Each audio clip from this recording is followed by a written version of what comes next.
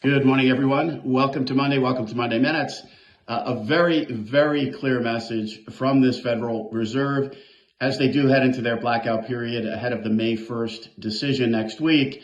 It is interesting. You look back in time. I spent a lot of time at the height of my trading career with then former Fed Chairman Greenspan. Now you look at the transparency that we get out of this Fed in between meetings, the amount of Fed speak, the communication, the telegraphing of where they see things. And in many cases, we wrote last week, it's almost like this Fed chair has been on a rates trading desk for the first quarter of 2024, reacting to all this data. The strong pivot toward the end of last year, which we've outlined for clients, was very clear in terms of looking at the PCE month-over-month readings. Certainly some tailwind there for the Fed chair to only sit down this year and now question whether or not the disinflation process will continue, has stalled, or perhaps even reaccelerate. One of the more interesting things, I think, heading into this blackout period is the notion that although certainly not a baseline scenario, in some cases, not all cases, committee members actually questioning whether the Fed is restrictive enough here. This notion of a higher neutral rate, how the economy has been performing despite higher interest rates, and certainly now inflation beginning to show signs of ticking back up here. But like I said, not in all cases, but certainly in some cases. And then offering the notion that if in fact the Fed needs to do more, that they are willing to do more. So very, very powerful message. If you look at the options market, small probability that the Fed could potentially go higher in 2024.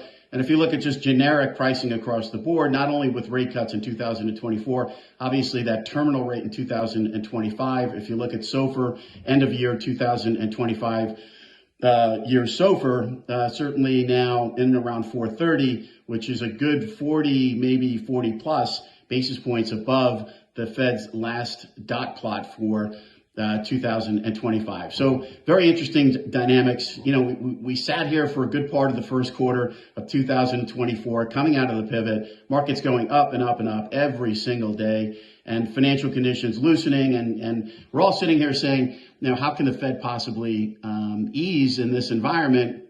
This week we get first quarter GDP expected to be around 2.5%, so above trend there. In conjunction with that, we're looking at core PCE of expectations around 2.7.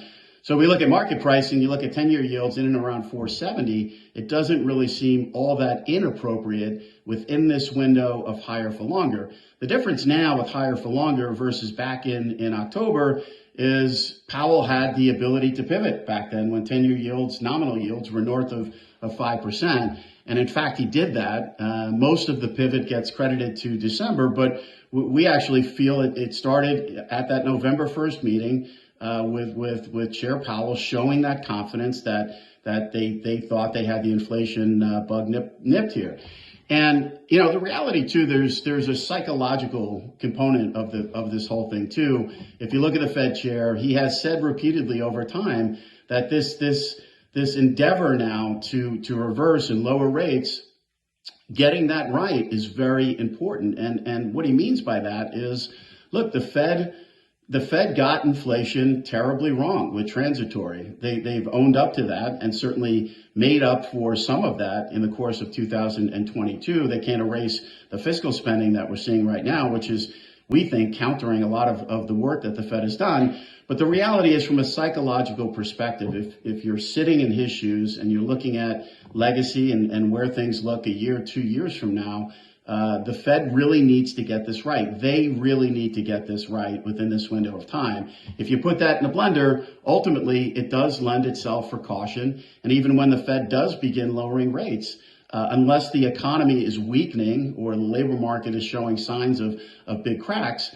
that descent now back down toward lower rates, toward where we think neutral is at that time, and it certainly seems higher than what the Fed has been intimating, that process is likely to be slow. On the ground this week, very busy week. We've got a big chunk of the S&P reporting earnings. Earnings in this window of time, clearly with the market pricing out additional Fed liquidity in the form of rate cuts. Earnings will matter very much here, and they have mattered short term. We've seen equity markets obviously pull back here.